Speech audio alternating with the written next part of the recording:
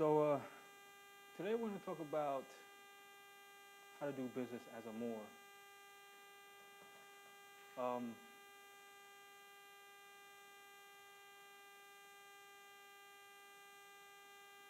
There's a few concepts that I know Moors either don't have or they're confused on, and one is definitely the definition of a corporation. There's been different Moors that have different teaching styles, and the way they say corporation, it kind of has a negative connotation to it, like the way they're saying it. Like I can say, oh, those shoes are bad, and you know I'm saying those are good, right?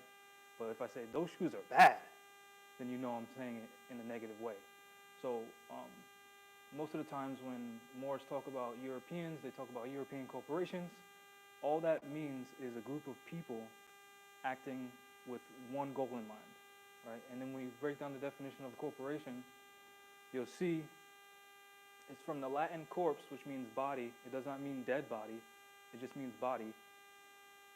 Plus the suffix ation, which just simply is a suffix that makes an action out of whatever word is before it, right? So if you say separation, you're talking about the act, right, of separating, right? So that's all a corporation is. It's simply a body in action. So if the three of us right now say, you know, I've heard basically both of you say you know how to cook, right? So if all of us agree to have our own Moorish restaurant, we can say we're going to do business as the three Moors, and our goal is to feed our people. So we just incorporate it. Then we'll say, okay, you'll be the president, you'll be the treasurer, and I'll be the secretary. We just incorporate it. We'll put that on a piece of paper, put it on the recorder of deeds, and now that's considered incorporated because we just did an action, right? And that's proof of our incorporation. And then, of course, we're going to have on our incorporation papers, of course, the name of the corporation, the name of our corporate entity, what we're doing business as, right? Our primary address. So, you know, if we're feeding people and then a bunch of people ended up getting poisoned, they know where to find us so we can be held liable, right? And then, of course, speaking of liability. Hold on. Let's see.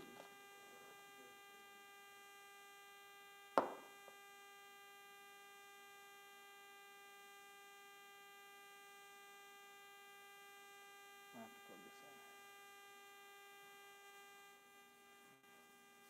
in. Always something.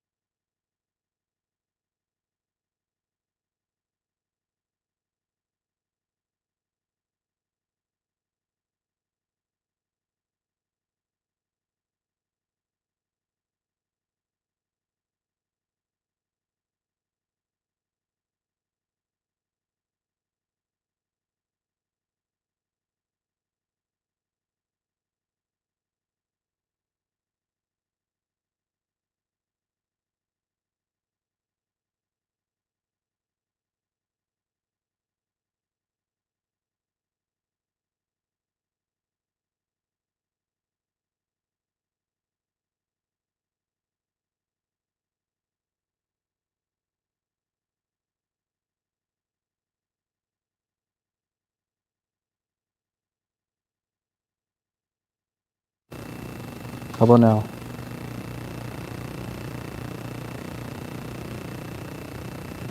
Can you hear it? You are here live. All right. You can hear us now? Is it better? Great. Technical difficulties are always fun. So, as I was saying, The word corporation simply means body in action. So if the three of us in this room decided we're going to do Moorish food stuff, we'll have a business name, Moorish Food Services, or whatever I said earlier. We're going to elect who's going to be in what position. We could say you're the CEO, you're the treasurer, and I'm the secretary.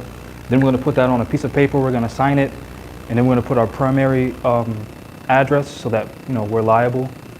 And that's going to be on the public record, so there's proof that we're doing what we're doing. And then, of course, speaking of liability, when Moors talk about businesses, they think about creating an LLC, but the way they speak about it is with the mindset of an LLC is an actual thing. LLC simply means limited liability corporation. So your corporation has limited liability. So now, if the three of us again are operating as a Moorish restaurant, the way we limit our liability is by having a clean kitchen. The way we limit our liability is by putting any ingredients on our menus, so if people have allergies, they can see what's in their food. The way we limit our liability is hiring honorable people who's not going to spit into people's food while they're serving, the public. That's your liability. And of course, if you're not into food services like that, if you're a, let's say, if you are a painter, right, and I say, can you paint my house, right? In order for me to not be liable if you fall off my roof, in the agreement that we get into, right, our contract, because we're contracting, business is contract, I'm going to say, Adriano's going to paint my house for $500, I'm going to pay you $500. I am not responsible for any injuries that you may sustain while working on my home. Since that's in the contract, and then you sign it and agree, and I sign it and agree, that gives me limited liability, because now I'm not responsible for you falling off my roof now. That's limited liability. So your limited liability is in your contracting, you're negotiating with other people and other corporations. Not some package that some European is selling you called it an LLC. It's kind of like when dirty Moors are selling nationality packets. When your nationality is your mental competence. Well, since the universe is mental, your ability to do business and your liability is based on your mental competence. Just like when you go to Walmart and there's a yellow cone on the floor that says caution, wet floor, they're limiting their liability. So now if you slip and fall, you can't sue them. They didn't go to no State Department, get an LLC, and they said, caveat emptor, here's a wet floor. So now if you go running down the aisle and you see yellow cones and you fall, Walmart's not liable because they told you. Right? So it's called, dealing with liability is dealing with disclosure. All right, so now, kind of go back to a corporation being a body in action. So these, again, like I said, the three of us, these people constitute this entity, right? But that's where you get the word corporate entity from. So these people make up the corporation, and then that corporation has a name, right? This entity represents, their energy, whatever these people are doing, the CEO, the CFO, the president, the cashier, the manager, the scheduler, the person doing the stocking in the back, their energy, their collective body in action makes up this, right? So now here's the definition of corporate entity from Black's Law Dictionary, 5th edition. All right. This is how you make the buffer between you and your business. So instead of people suing you, they'll sue your business, right? So this is the definition of a corporate entity. The distinct status of a corporation which sets its existence apart from the status of its shareholders. So now he's talking about the separation between this and these people. So the fake thing and the actual people. Its capacity to have a name of its own, to sue and be sued in its own name, as well as the right to buy, sell, lease, and mortgage its property in its own name. Right? So now, we're not even talking about, let's just talk about Walmart as it is, not starting up a business. Because in the beginning of Walmart, they had to put some of their own finances together, right? But let's say this is a fully stocked Walmart. people, you know, the customers buying and selling, however much money that business makes before deductions is called gross income, right? And then of course, once the money based off this one building or however many Walmarts you have or whatever, once they pay the CEO, the CFO, the president, the cashier, the person who stocks the shelves in the back, the garden department, once they pay all these people, that stuff is called your net, right? So from your gross, that includes whatever number this is, but this is minus paying all those people. So whatever's left is how much money that business has. So now since that business has a net, if someone wants to sue you, you can just take it out of the net since you already got paid. So now it's not coming out of your personal pockets, it's coming out of the business. That's how you're able to separate you from your business and your paycheck, or you being sued from your business being sued. But your business has to be profitable first in order for it to be sued and in order for it to pay off any liability. That's the key, not just because we can, you know, incorporate all of us and then say, oh, well, we're a corporation now, so we can't personally be sued. But if our company's not making any money, then only we can be sued because the corporation has no money. You get what I'm saying? Right. Huh? You said no? I just walked in, I don't know what's going on. Oh. You guys hear well in the chat on live? There's some very important stuff right here. They're good? Yeah, it sounds alright. Don't have any, That's basically it. Any questions? any questions in the chat? Oh yeah, let me, also, the difference between public and private, right? When you go into Walmart, that's public, right? Yep. How much the CEO of Walmart makes, how much the cashier of Walmart makes, how much the secretary of Walmart makes, that's private. The CEO's personal life is private. The CFO's personal life is private. What they do with their money is private, right? That's the difference between public and private. As soon as this person walks out his house and goes to his corporate office, he's now operating within a public capacity because Walmart is a public business, right?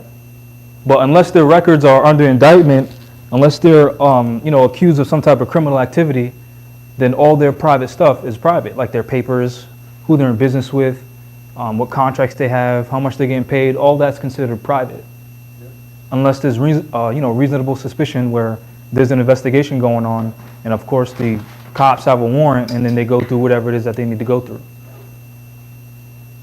right? And this list right here is basically how corporations work. You have board members.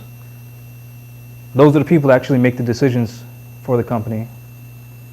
You can have ex officio members who are also members who are not necessarily permanent members.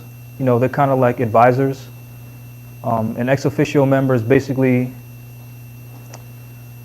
let's say the three of you have a business together, right? And you know I know law. The three of you can have me as an ex officio member to help you make decisions. But I'm not necessarily part of your company. It's kind of like an honorary member. That's what an ex officio member is.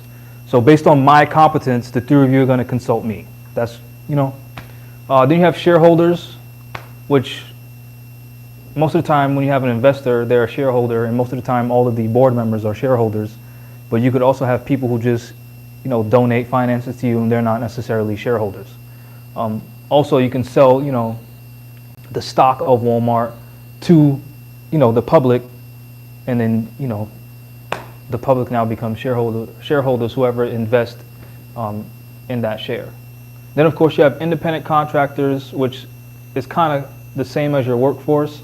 And then at the very, very bottom, you have employees. So you can be an independent contractor, working for hire, or you could be a servant, which is an employee. So this is how taxes are supposed to work. You know, let's say there's 6 of us in this room. If the 6 of us own the business, we don't have to call it Walmart, but let's just say Walmart, 'cause since it's already up there. If the 6 of us already own a business, right? Right? Whatever we gross, a percentage of that would have to go to the Moorish government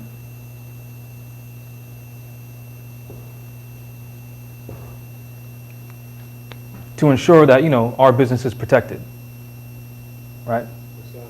Because that's how it's supposed to work. So these people, out of their independent, you know, their own individual paychecks, they don't pay taxes.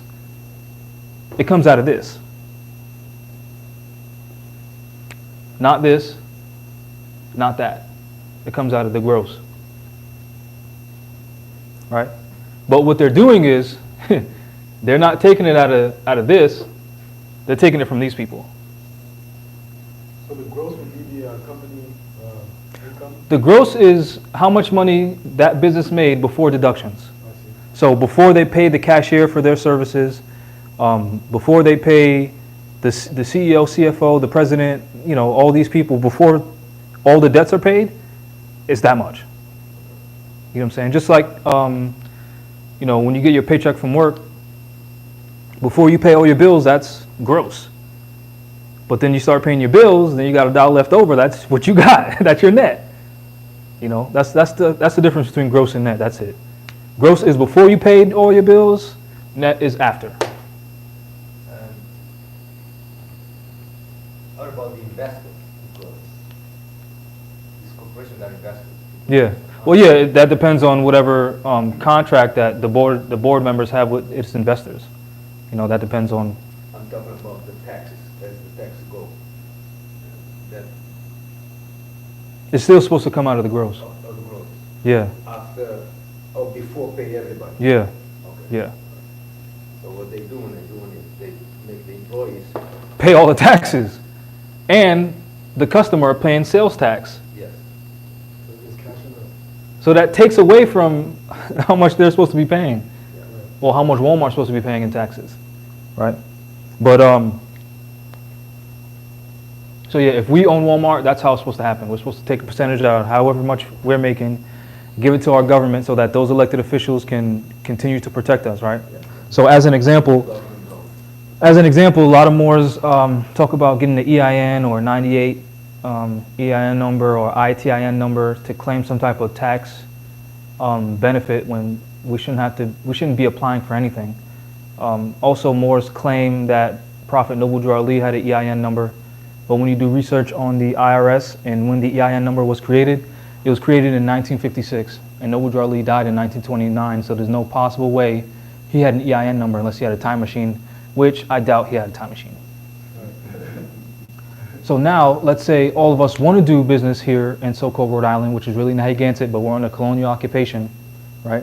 If we honestly want to do business without the EIN, without any chicanery, without any adhesion contracts, just as free beings, you know, just like the prophet said, those who doubt whether my philosophies are necessary for the salvation of my people and citizens, go to those who know law, you know, amongst their officials in the city hall and ask them in the intelligent tone, and they'll be glad to give you or render you a favorable reply.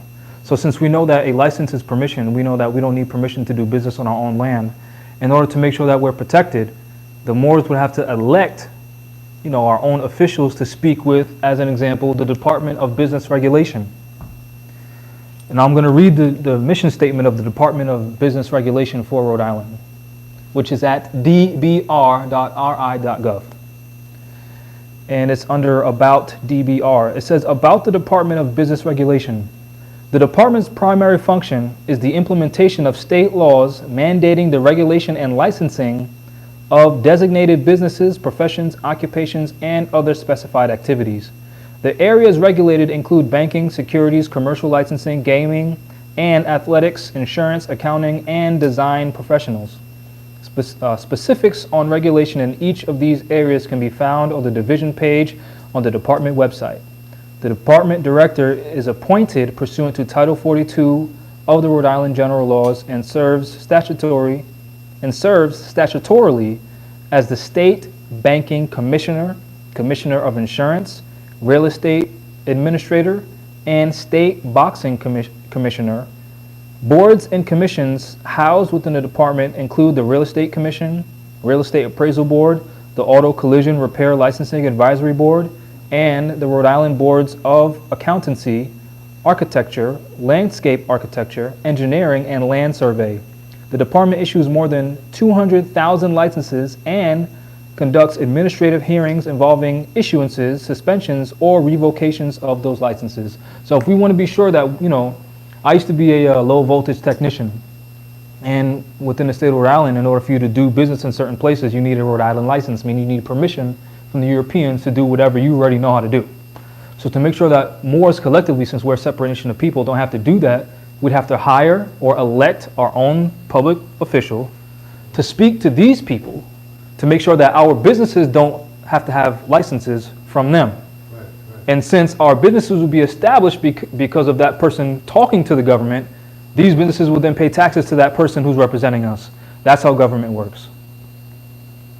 That's how businesses support government officials. It's that simple. Not the other way around. Yeah. And, I think Judah and I was talking the other day about how wealthy Europeans will, support campaigns with as much money as whatever to put people in office. That's because those people have their interest in mind.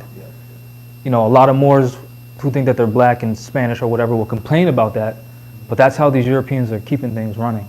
So if we want to actually control stuff, we might want to start doing the same thing, but for our people who actually have our own interests in heart and who are competent. Because there's a lot of Asiatics running for a position who, this don't work. But since everyone else's don't work, they don't even know how to hold them accountable to anything. So just like, oh yeah, well this guy's talking the good black stuff, so I'm going to vote for him or her. They're going over there for their own benefit. Yeah, Right. that's exactly what it is. Right. So, and of course, this is not me speaking down on anyone who wants to get an EIN or ITIN or whatever. Just know that the IRS is not government, and know that when you get those numbers, after a certain amount of years, you have to reapply for them because it's not permanent. They're giving you permission to do something. Now, yes, we are under occupation, so some things are done by force. So again, that does not make you a dirty Moor if you get an EIN or ITIN or whatever. Just know that if you want to do business as a Moor, you might want to start electing people to speak to the Department of Business Regulation and whatever so-called colonial state you're in, because governments recognize governments. So And- they're gonna Sorry, go ahead. elect Yeah. people. But before we, excuse me, before we have an election, the people have to know. Or, if the people don't know yet, if we have an election, we need to have a campaign so that that elected official can then give the message to the people and say, this is why I'm doing this. So then we can get the support of the people, of whoever is running for that office.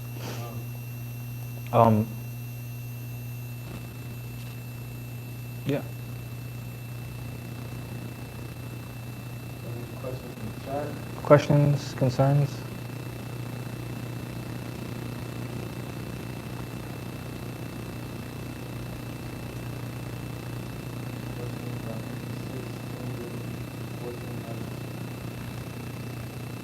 So we'll just do a little recap. A corporation's not bad. In fact, Noble Darley incorporated the Moorish Holy Temple of Science and gave it a corporate name, the Moorish Science Temple of America, which just means they were operating as one body, right? As opposed to a civic association, whereas you can come in here and associate with us and speak to us, but that doesn't mean you make the major decisions of Rise of the Moors as a corporate entity. It just means you're associating with us. But once you become an elected official, part of the board of directors of Rise of the Moors, now you're incorporated. So now you're within our body, right? And the reason why I say that is because some Moors think that since Prophet Noble Drew Ali filed the affidavit, which is this declaration of facts, at the Cook County Recorder of Deeds, that made the Moor Science Temple of America incorporated within the United States. That's not how that works. He just placed a piece of paper on a public record. That was it. All right. So if all of us say, again, we're doing a Moorish painting business, and we have an affidavit and we file it on Providence County, which is really Providence City Hall, at the Recorder of Deeds, that does not make us subject to Providence, Rhode Island. That just means this is a public record and we're just putting it there. Same thing, we could take that same affidavit and put it in a newspaper. That doesn't mean that newspaper owns us. It's just so the public knows, right? And part of the reason why Noble Drew Ali did that was because dirty Moors were infiltrating and trying to overthrow the movement, which is what he warned people about. And then he said, in 50 years, you wouldn't even know I was here. You know, that's why, you know, you see pictures of him with the Moor Science Temple of America banner, and it says Ali is the founder, so he left a record so Moors know who the real person is who established this for their benefit. Not dirty Moors claiming to be, well, I'm the true whatever, I'm the whatever. Nah, the Prophet left the record. And part of the reason why he put it on City Hall or the Cook County Recorder of Deeds is because dirty Moors can't infiltrate that and destroy all their records. That's a permanent record, you know? So don't think that you filing anything with these Europeans means it's under their jurisdiction. But just realize that they are de facto, meaning they exist in reality. They have men with guns, and they're willing to enforce any of their policies to stay in power. So to avoid that, speak to these people in their little office rooms where they don't have policy enforcers with guns. Go there peacefully, say, yo, this is what it is, we're Aboriginal Indigenous, here's all the proof. Here's from the, University of Rhode Island saying that we've been here. Here's from the Prime Minister of Turkey saying that we've been here. Here's some Olmec heads that have fezzes on them stating that we've been here. Here's proof that the separate various European colonies entered into treaty negotiations with the Sultan of Morocco, and then after said negotiation, another colony was established here in America, so proof that we had jurisdiction here. Here's the Treaty of Peace and Friendship of 1787. Here's the 14th Amendment, or the proceedings and debates of the 90th Congress, stating that the 14th Amendment is unconstitutional, so we're not citizens of your stuff, so we have our own separate government. This is how we're speaking. That's not violent. That's not anti-government. That's not sovereign citizen. That's us establishing our status. This is us, that's you. We're just reminding them, you know. And once we're, at their offices in suits, dressed appropriately, speaking intelligently, not being rowdy, not acting niggardly, then it will be harder for them to portray these images about us being sovereign citizens. There's a Moor here that was arrested for traveling, and he said, I'm a Moorish American, and the policy enforcer said, oh, it's another sovereign citizen. How do we stop them from saying that about us? Speak to their bosses. And City Hall, they can't go nowhere. They work there. Where are they going to go? And their offices are small, so it's not like they can ignore you. If you send them letters, they can ignore that. But he's knocked on their office. Hey, it's Jamal again, and the Moors. We're here. Just so you know, we're not leaving because we live here. This is our land, so we'd have no other choice. There's a story about the so-called Indian chief who knows he's a Moor but claims to be Indian for a benefit. He wanted to speak to one of these Europeans at one of these offices. I can't remember exactly what it was, but it's online. You can look it up. And the Europeans wouldn't come out of their office, so he showed up every day and was beating his drum loud as hell. Just, screaming the little Indian songs or whatever they do until the guy couldn't take it anymore after a few days or a few weeks or whatever it was, and then he came out and had a conversation with him. That wasn't violent. It was peaceful, and the Moor had a conversation. So why is it that we're not doing the same thing? Why is it that we're only coming together to complain about the problems that we do have instead of coming together to actually do something? Malcolm X said, I'm going to paraphrase, I can't remember exactly what it was. But he basically said, as soon as we stop thinking about I and think about we, even illness becomes wellness.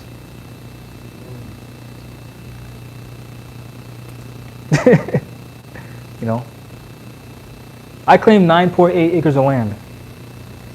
I have the allodial title with the Secretary of State's Nellie Gorbia's seal on it. 9.8 acres of land. But guess what? Policy enforcers showed up with guns, and my sealed document doesn't beat a gun.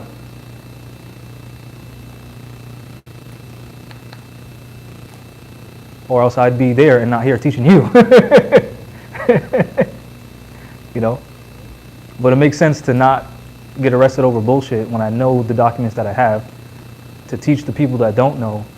So maybe, hopefully in the future, maybe my great-great-great-great-grandchildren who still have that document with the land coordinates on it, when the Moors are in a better state, standing and condition as it relates to the Europeans here, then he can say, oh yeah, my great-great-great-great-great-granddad claimed this back in 2017 or whatever year I claimed it in. This is rightfully mine. It has the Secretary of State seal on it.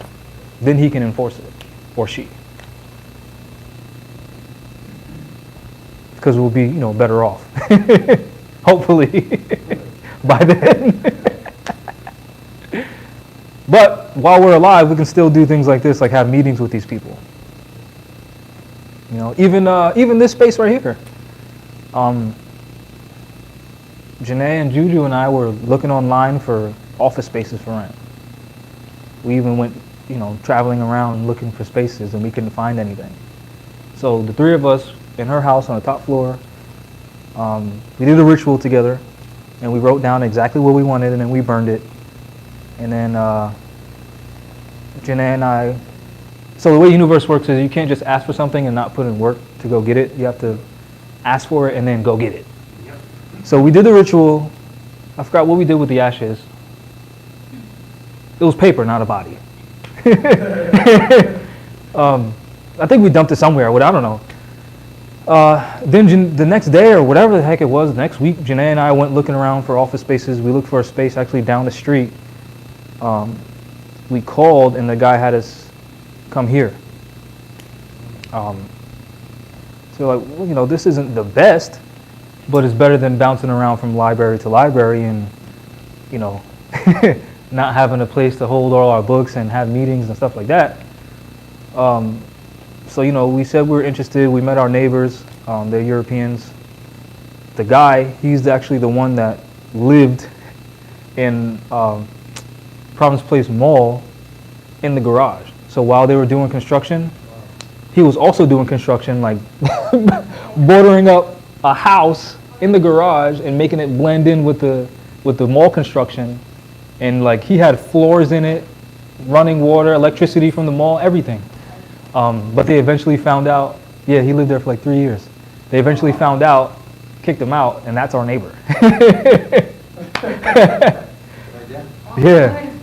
Yeah. So he knows some stuff, Also, there was like buildings about to be torn down somewhere, and he protested against it, and they're still there. These Europeans know law. They know what the hell they're doing. And they're not sending letters. They're saying, no, we're going to stand right in front of your bulldozer. You ain't coming over here. So if they got balls enough to stand in front of a bulldozer, we should have balls enough to have a meeting. All we're doing is talking, right? So anyway, we met that guy. He loved us. The guy that's leasing us the place, he showed it to us. He didn't really care for us or not. But then that was it. He said he'll give us a call. You know how that goes. They don't really call you because they don't really care, right? So we left. We kept talking about how big this space is. We could do so much with it. Get those curtains that I got. We was talking about which one of these could be our office. And then one day I was just like, yo, Janae, let's go back to see if the door was unlocked. So we came up here, the door was unlocked. We looked in it. We started cleaning. No one said it was ours. We just started cleaning. I think we still have the box of some of the stuff. Because the plan was, if they don't give us the space, and we'll put all this shit we just cleaned back.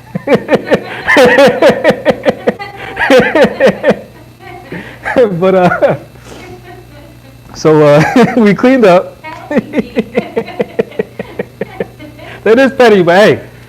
So we cleaned up, and then I think he was there again, and we talked to him. He's like, yeah, we really want the space. You know, we text the guy, but, you know, nothing's happening. Then he gave us a key that day. So we asked for it, we put in the work, and then we got it. Literally, Janae and I were talking like, should we go here and check it out? She was like, no. I was like, no, let's do it. Let's do it. Let's do it. And she'll tell you the same story. Well, let's just go. What are we going to lose? And then we got the key that day. And I like, no, we don't even know if anybody's in the building. Yep. I don't care. Yep. I didn't. Like, nah, I want to see. You know? Because we defeat ourselves mentally by saying, well, I don't think that's going to work. Well, I don't. Nah, try and fail. At least try and fail. Doubt you go down. Yeah, doubt you go doubt, yeah. So let's at least try this and fail before we jump to the let's just get an EIN like everyone else. Let's get an ITN like everyone else. Let's just submit like everyone else. Actually, not everyone else, because other people don't pay the stuff we pay. You know, there's a... Huh? The table, yeah, the table. I was about to grab something and throw it. I forgot. There's some business. Oh, I can't remember the name of the business, but it doesn't sell things that everyone needs, but it's always open, and it's a pretty decent building. And I'm thinking to myself, like, how is it that these people don't sell anything, but they're able to be open? Because they're not paying the same bills that we're paying. They don't have the same obligations that we're paying. Why?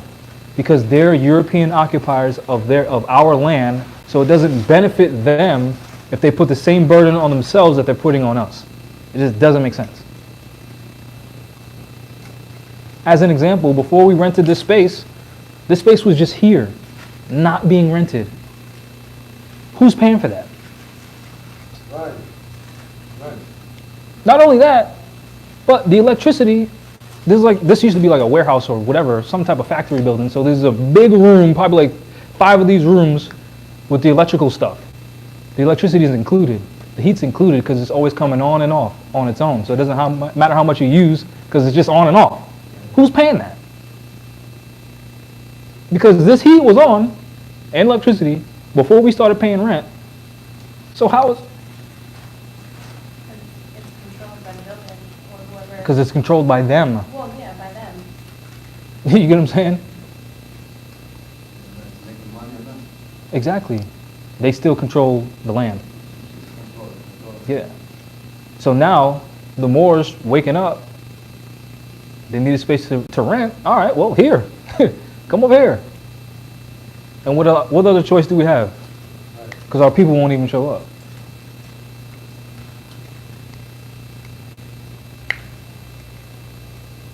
So yeah, you may want a business, but if you don't support your people, you ain't getting a business.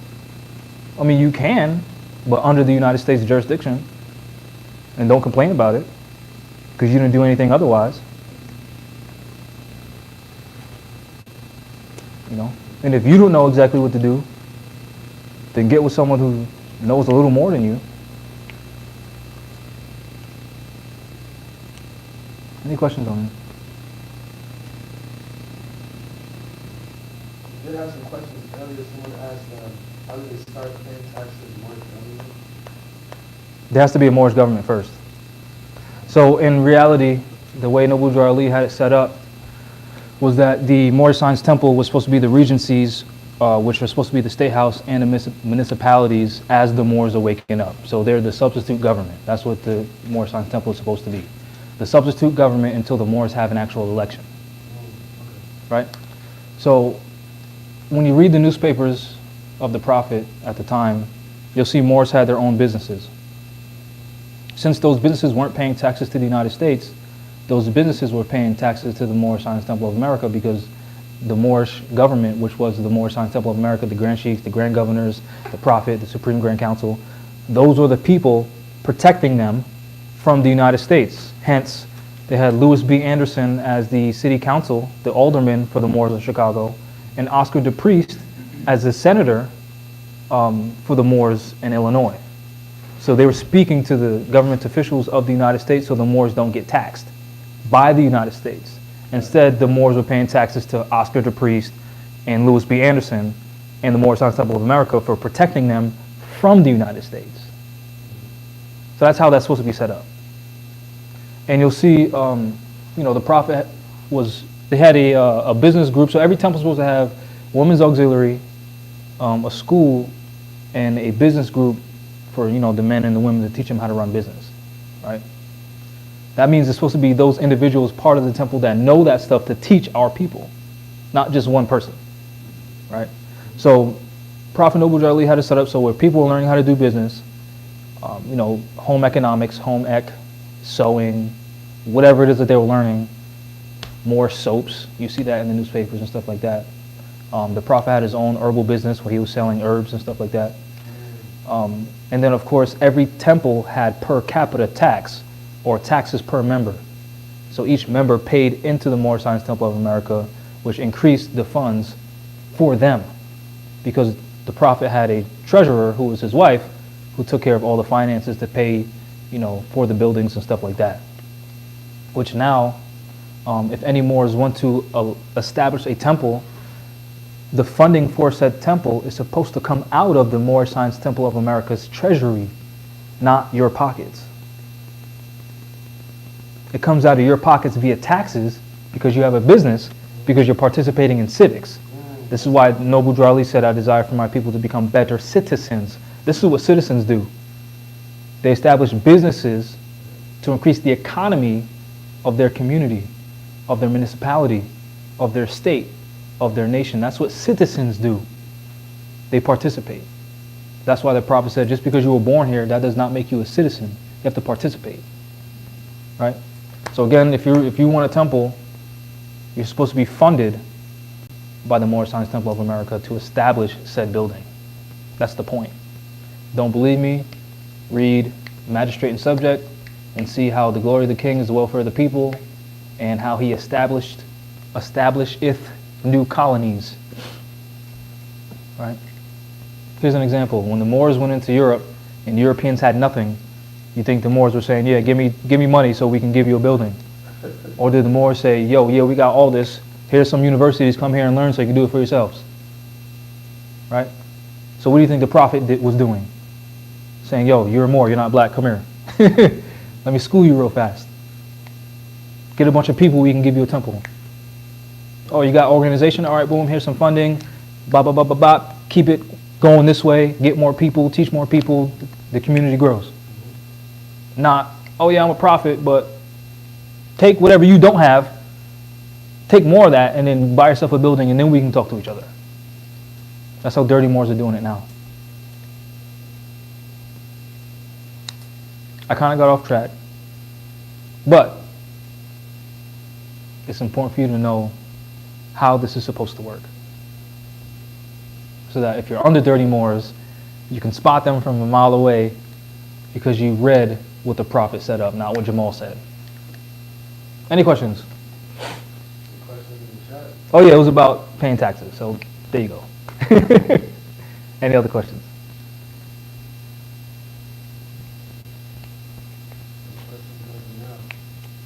So right now, like, if I have a paint company and you hire me to paint your house and you give me cash, who's going to know about that besides me and you? Right. So now, how's that going to get taxed? Right? But now, let's say, I use a straw name in the straw bank account, and you use a straw name in the straw bank account, and now there's a record of a transaction. Now that can be taxed because there's proof. That's the difference between public and private. All right? So now if you have an EIN, even if it's a 98 EIN, it still has an account number, right? So now if you're using that, they can still track how much money you're making. So now, even if you're non-taxed, if they see, well, these Moors are making too much money, we already know that they have to apply for another EIN we'll just deny them next year.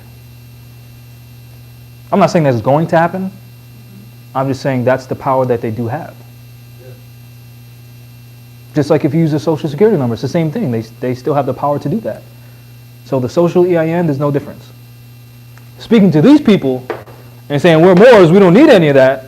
You can't license us. We're going to do business autonomously in Elodium. All right, cool. You get what I'm saying? That's a very simple concept. And then we'll be able to accept stuff. It's not complicated. The only problem is people want it now. Right? Nothing works like this. When did the Prophet Noble Jarli, actually I'll just do this. The Old Canaanite Temple was established in 1913. Right? Then it adopted the name Moorish Holy Temple of Science, 1925. Right? Yeah, then it adopted the Moorish Science Temple of America in 1926-ish, right? How many years is that? From 1913 to 1929. 13 years. In 13 years, the Prophet was able to establish 15 temples with membership of 3,000 Moors in Chicago. 15 years. Not, oh, I'm a Moor, let me get an EIN so now I have a business. 15 years of communicating with people, giving them the right concepts, so that even when they do think of EIN, they see it for what it is. They recognize how it can be beneficial to you now, but recognize whatever you put your energy into, you reap what you sow. So if you don't put your energy into your people, what are you going to get? Right. Nothing. But if you put your energy into the minds of your people, you teach them how to do things as a national, teach them how to be themselves, then you can operate as a Moorish nation. You understand what I'm saying? 15 years. How long y'all been a nationalized Moor? So you think you're going to get something like that? Right. No, that's not how that works. Right. Now, of course, back in the day, before 1933, the Moors had their own gold and silver, so they actually had things of value. Before 1913, there were no mortgages, so of course the Moors owned their stuff. You know, so the cost of living was considerably low. But that does not mean that you can't still buy things with Federal Reserve notes, right? What they do in the Masonic lodges is all those Masons who own their own businesses and make their own finances or whatever, even if they don't own a business and they work for someone, they take some of their money out of whatever paycheck they have or whatever business that they have, and they put it towards something together. So now their community is investing in whatever it is that they want. So, you know, we're all European Masons and we wear this in secret, and you're a newcomer, you're a new Freemason, and you say, well, I want my own laundromat. And we say, you know, laundromat could really be beneficial to us in our community. Let's pool our money together and give it to him. Even though it's not real money, we know it's not. Let's pool our finance together, give it to him as an investment, and then he can just give us, you know, 10% every year until that's paid off, because the laundromat's going to make money. How much can you give from your business? 5? All right, well, my business makes more money, so I'll give 20. How much can you give? Oh, you make more than me, you can give 30? All right, cool. Now we have how much is 30 plus 20 plus 5? What is that? 30 plus 20 plus 5. 55. So now it's $55 he didn't have, now he has it. Or we can just put 1,000 on that. 55,000. Or 5,000. Right. Whatever it is. Yeah. Yeah. And then once you make more money, then you can sit at the table with us, pay us all back from the 10%, you know, APR, whatever. And once that paid off, then you have nothing but net. So now out of the net, you can donate to another Moor. Or, excuse me, well, Europeans in this situation. Another Freemason. Yeah. And do the same thing until all your people have businesses. Like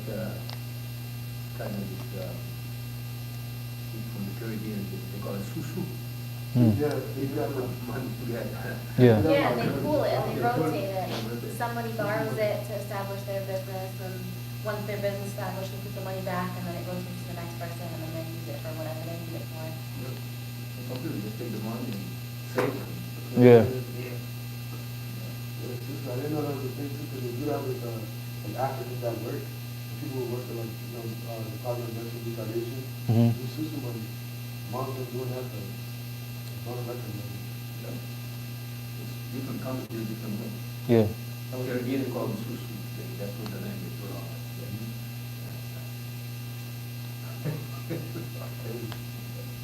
And we can do the same here. Yep. Create a business. You want to start a business, you have a plan. Let's throw our money together. Yep. And if you don't have a plan, you go to riseandmores.org and print out that business plan and create your own business plan. Or we can stop playing and actually have meetings and then, you know. Create susu. We do it every week. Every week and every week. Every month somebody will get the money. Mhm. Money. Any questions? Want to add anything? Anyone? I've seen some people mentioning like United States codes and stuff like that in the chat. Mm-hmm. So can we like just establish like the difference in the code and operating as like a natural person? Like as far as in documents, you can use it to pertain to like, hey, this is your code here. I'm reminding you of this code, but that's not something. All right, so the reason why the United States exists is because the people exist. There are people, human beings, that are writing said codes on how they're going to regulate themselves. So if the Moors want their own code, we might want to have a national constitutional convention and create them. First we'll create our constitution, then we'll create our Moorish codes. Was that an answer to your question, or did you want to know, like, what code, what Rhode Island general laws do I need for driving versus traveling? What USC states that I can operate with my international ID? Is that what you're asking, or were you asking what you just answered me? Yeah, what you just answered, I think in general statement. Yeah, but when I hear people ask stuff like that, I want them to be clear that there's a separation between the United States jurisdiction and the Moors jurisdiction, right? Since the United States has been occupying our land, we're only learning their information. But their information is based on ancient codes that we've already established. So we can learn their stuff and then resurrect our own Moorish nation. Kind of like the prophet is. Yeah, that's why the prophet said, I'm going to leave these Europeans here long enough for you to learn how to run government. Because you think that the U.S. codes applies to you. You're not even a U.S. citizen. But study them so you can see how organization and structure works and how to enforce it, so when you have your own Moorish nation, you can enforce law and create law and comprehend how to do so. Because people think that they're subject to the U.S. codes. Nah, they're just there so you can reference them. That's it. That's it. That's it. You know? So now if the Moors want to sue for genocide, we don't have to define what genocide is. We don't have to put a penalty on it. It's already there. Subsection 1091 of the U.S. codes. So now the United States can never say we don't have jurisdiction over genocide because it's in their codes. Now the United States can never say you can't ask for $1 million for genocide because it's in their codes. Not because they created it. It's because they're saying we'll deal with this issue. Yeah, that's all that is. It's, you know what I mean? We are the power. You. Every single one of us. So if we want to say, right, and the state of Narragansett, which is all Moors, because we're Moors, right? Narragansett is the name of the land. We have jurisdiction over people not tying their shoes. And if the people agree to that, then we can enforce that. It's that simple. That's how it works. You know? That's how it works. Same thing with the U.S. codes. That's it. They have their own jurisdiction. We're supposed to have our own jurisdiction. But since Dirty Moors infiltrated and they slowed down the progress of the movement, It's not what it used to be. But Moors are still waking up.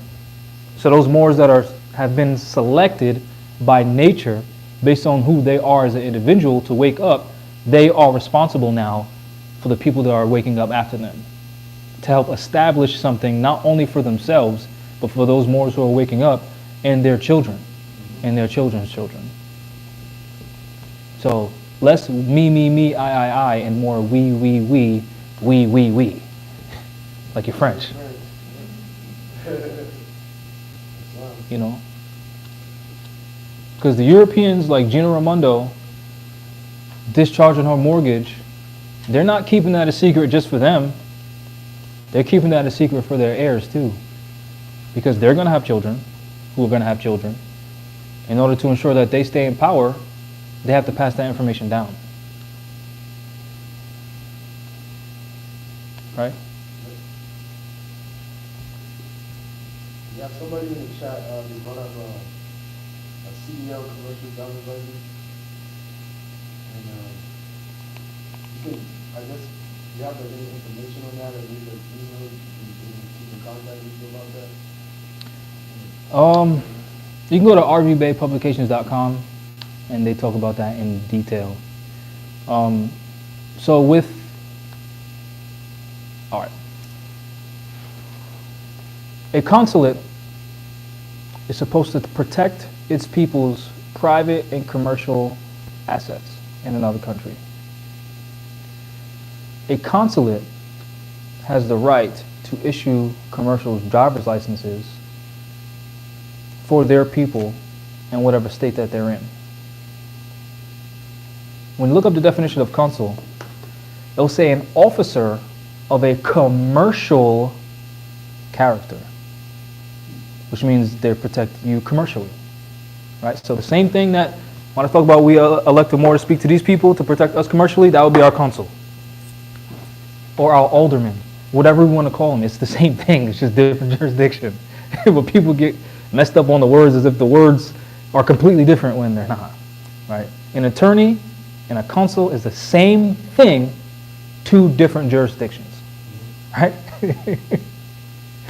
And I'm laughing because, all right, anyway. So, as it pertains to commerce, because there are Moors who drive, right? Whether they be a truck driver, Uber, Lyft, whatever, taxi, whatever they're doing, they need a license to do what they're doing because they're operating within commerce. Instead of getting one from the United States, they should be able to go to the Moorish American Consulate and be issued a license to do business, specifically commerce. Yep. So that way, when they get pulled over by a European policy enforcer who's only interested in commerce, they don't have to submit to the United States. And since we are a nation of people and have the right to regulate our own commerce, because our commerce is supposed to pay government officials, then we could be protected that way.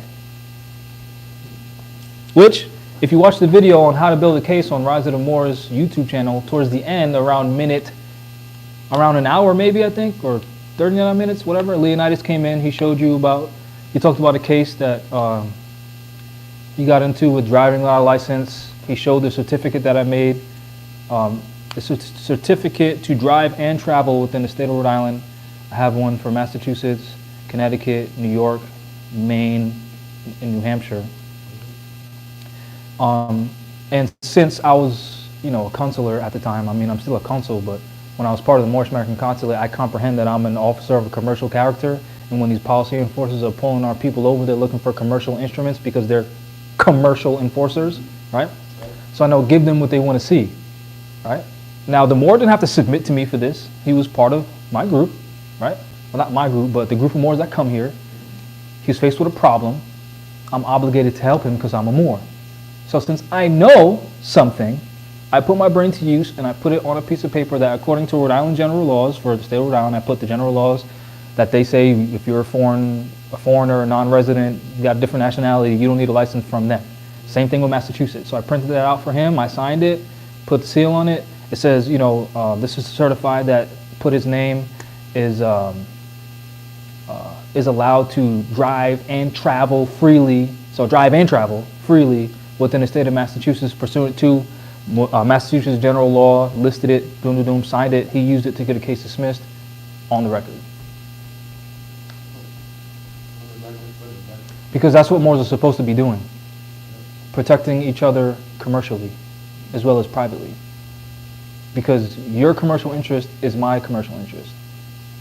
Because now if you make more money and then in a situation where we're all pooling our money together and I don't have money, you can put something up to help me. Since I helped you. Which is how government works with the taxes. So it's kind of like redundant. That's what this is for. And then go large, yeah. The problem is Moors want to go big. All the time. Yeah, like this place. We started with nothing, now we have this. Now the goal is to, get an actual building. Yeah. But that only comes with more supporting.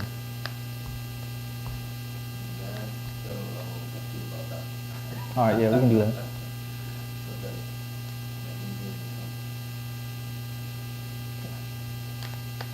Any other questions?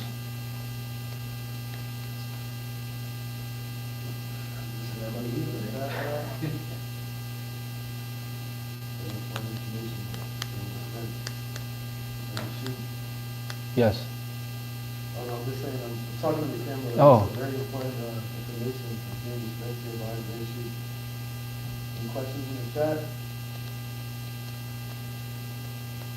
I'm gonna talk about, some of the things we've been recording and Wednesday phone call.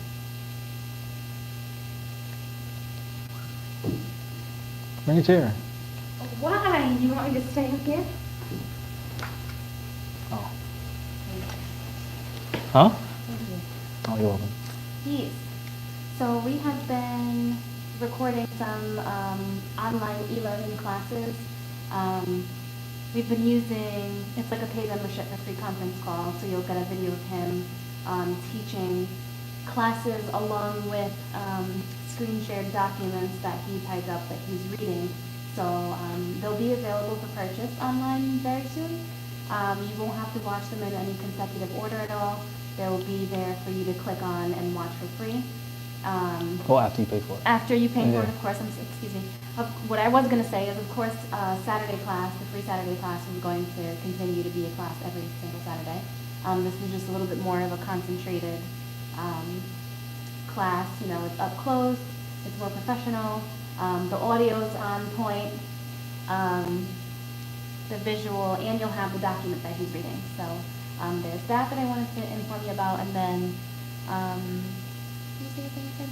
Oh, Wednesday, he does a chat, which is going to be a video chat every Wednesday from 7 to 9 p.m. It's audio.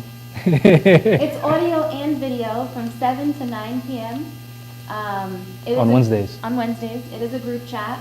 It's not a huge group, so it is still nice and intimate. It's not like a structured class. It's a general Q&A of whatever questions that you might personally have that you haven't been able to get answered by anybody. A lot of Moors seem to have trouble getting in contact with anybody to get any help. This is the best way for him to help as many people as possible. Without Also- reading thousands of emails and DMs, and it's easier to just write down your question, pay the 25 notes for the month, to simulate when the Moors come here, they pay the 10 notes for the class. So that's you paying your dues, and ask your questions.